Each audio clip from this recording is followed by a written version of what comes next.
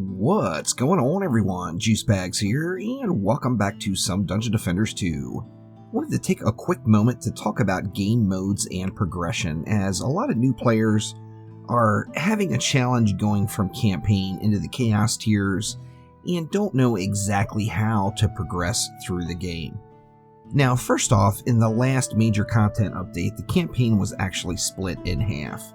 Now the end of the campaign is the Betsy boss fight and the Wyvern Den, and Adventures, or Adventure Mode, was added to DD2, with the final boss on Adventure Mode being the Harbinger. Now previously, campaign, there was no separate modes. Campaign and Adventure Mode was all one mode. Campaign was a lot more maps. Once you finished the campaign, you hopped right into the Chaos tiers to start progressing up. And that is no longer the case. Now, when you finish campaign, you're going to be right at about level 35, give or take, depending on if you repeated any maps. And from there, you would want to jump over to Adventure Mode.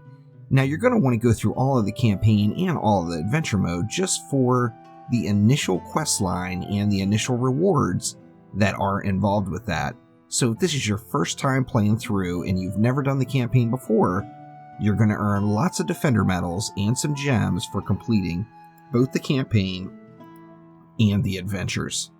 Now, after you're done with Adventure Mode, that's when you've got some options and it's time to branch out a little bit and choose your own path.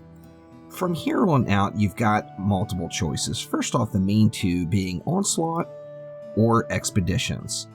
The game is currently tiered by Chaos tier, starting at Chaos 1, going to Chaos 7, with the possibility to craft Chaos 8 quality goods later on down the road. However, the first thing you're going to want to do is look at your progression as you're going through. Now, the expeditions are going to unlock strictly based off of your champion score. Your champion score is the gear score of the best geared hero in your deck. In this case, you see my champion score is 7994. So if we take a look through the heroes, we see my Gunwitch has got the little crown, and she is gear score 7994. That makes my champion score 7994. Now your champion score will determine which chaos tier you're eligible to go through. Now remember, your gear score is not based off of your defenses in any way at all. It's only calculated from your armor and your weapons. So even if you have the champion score required to get into a tier, if you don't have the same quality relics for your defenses, you will definitely, without a doubt, struggle. Champion score can be very elusive, as people want to press the champion score up, and in all reality, the champion score really doesn't mean anything, and it's used strictly for gating. Now, if you go back out to your main menu and you go to collections and look down at the bottom in the champion score section, you're going to see each champion score listed. So to be eligible for Chaos 1, you would need a champion score of 335. Chaos 2 would be 580, Chaos 3 1050, and on through all the way up to Chaos 7, where you would require a champion score of 5300 to unlock this map. Now, in addition to that, you're also going to unlock various Onslaught floors. For example, once you get through the chain and you're up at champion score 5300, you're going to unlock floor 55 in Onslaught. Even if you've never done an Onslaught before, you can jump right into floor 55 after completing your very first Chaos 7 map.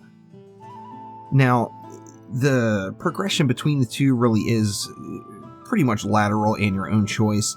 As a general rule, you're going to get more gear and more loot from expeditions, and Onslaught is more about the experience. As far as the general progressing up through the Onslaught tiers, it is a very smooth experience, and although the loot will not be as abundant as it is in expeditions, the difficulty scaling between floors is very, very small. Now, once you're happy with the shard collection and the gear selections that you have, you can hop over and try out some of the other modes. Now, incursions, the only thing that's going to be required to unlock one of the incursions map is complete an appropriate expedition of that tier. So to unlock Chaos 1 incursions, you would have to do a Chaos 1 expedition. To unlock Chaos 7 incursions, say, you would have to do a Chaos 7 expeditions. Now, all of these different incursion tiers are independent of each other. So, say you skipped a tier and you didn't do Chaos 3, say you crafted your way through it, whatever the case is, you would still have to do one Chaos 3 map before Chaos 3 incursions will unlock.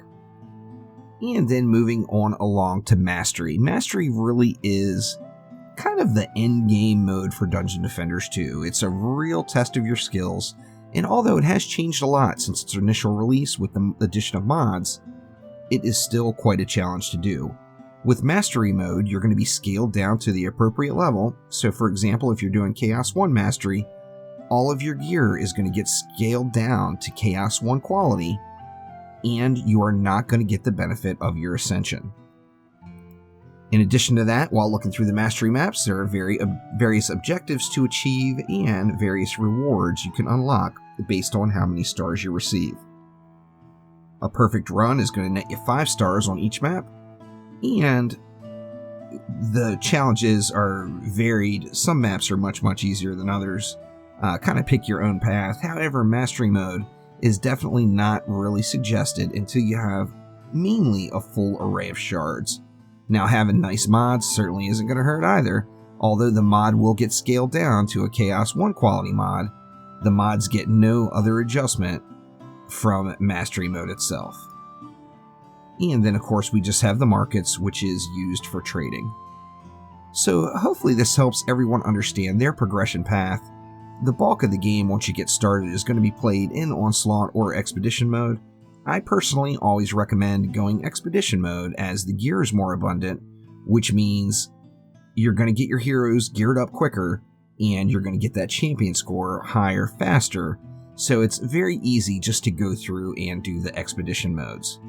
In addition to that, you're also going to earn crafting materials, which will allow you to upgrade through and even to the next tiers, as long as you have all of the crafting mats available. So please let me know any questions or comments you have down in the description below, or in the comments below, pardon me, and I will do my best to answer them all. So thank you for watching. Click that like button, please subscribe to the channel, and always, there will be much more Dungeon Defenders 2 coming your way. Thanks again. I'll see you next time.